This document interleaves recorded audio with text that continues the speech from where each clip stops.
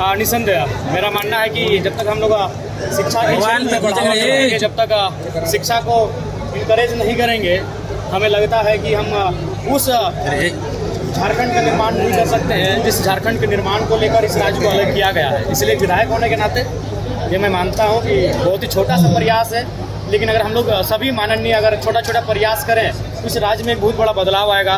तो उसी दिशा पर मैंने सकारात्मक पहल करने का प्रयास किया है।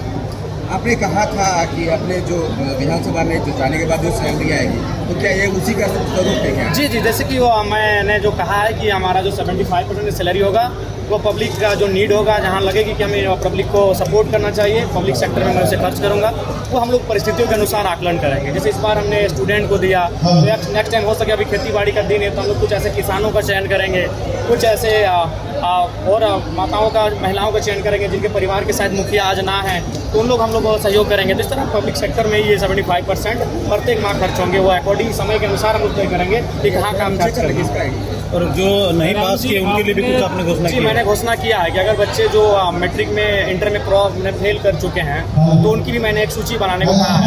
और वे लोग अगर मान के चलिए आर्थिक अभाव में अगर अपनी पढ़ाई को छोड़ना चाहते हैं तो बिल्कुल वो अपनी आर्थिक अभाव में पढ़ाई को ना छोड़ें, उनको भी मैं सहयोग करूँगा और उनको भी मैं प्रोत्साहित करूँगा। बच्चों को क्या संदेश देंगे? बच्चों को ये संदेश देंगे कि आप पढ़ें और पढ़कर आगे बढ़ें, क्योंकि एक सकारात्मक समाज का निर्माण करने के लिए शिक्षा का होना अति आवश्यक है, एक युवा का शिक्षित होना आवश्यक है, तो एक सकारात्मक समाज का निर्माण करें, इसके लिए मैं उन्हें प्रोत्साहित करूँगा। राज्यपाल की मौजूदगी आज देश की सबसे बड़ी समस्या है वो कहीं ना कहीं एक व्यक्ति का अर्थ से परिपूर्ण होना और दूसरे व्यक्ति का अर्थविहीन हो जाना, यही सबसे बड़ी समस्या है।